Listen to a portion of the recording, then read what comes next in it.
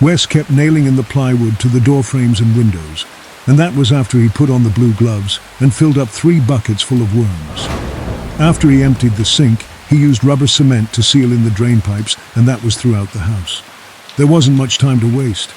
According to the man, he'd heard on shortwave radio from a whistleblower scientist in Britain that the invasion was spawned by some strong and distinct solar flare storm. Apparently the solar flares were strumming the rings of Saturn as if it was some sort of cosmic harp that summoned the critters up and out of the Earth. Some sort of rare sound vibration which reached the Earth and caused the worms to crazily rise up and flood the surface. The shortwave said another enormous blast of solar flare struck the rings, and that within minutes the sound vibration would strike the surface, and that it would be 100 times greater than any others received on Earth. That meant all hell was about to break loose, and quite literally from the gates of Hades itself, from whatever the hell lurked down below.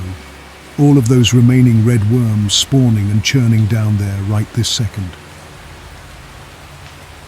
The man sprayed the buckets with gasoline and then lit them on fire just outside the attic window where those creeping crawlers couldn't yet reach the window frame, at least not yet, because the worms were rising higher and higher in the fields, yard and streets, and there was still enough room before they reached the base of the kitchen window. Heck, you couldn't see a darn thing from the attic window, not a trace of any pavement, streets, sidewalks or natural ground. Wes finished, and then helped the man shake Valerie awake. She was disorientated but came around. She was out of it, really out of it, Wes thought as he stared back at her, wide-eyed, nervous.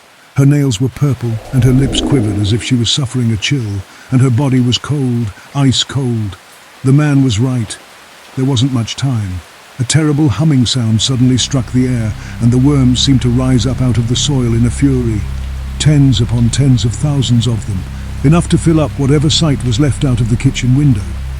They were surrounding now, completely surrounded by those creeping red menaces, and you could hear them chewing at the wooden frames of the house, trying to eat their way in, their scissor-sharp teeth gnawing on the wood frames and panels, and even the window glass. "Come on," said the man. "Let's get her up to the attic and then board in the floor. It's our only chance, damn it. The only chance."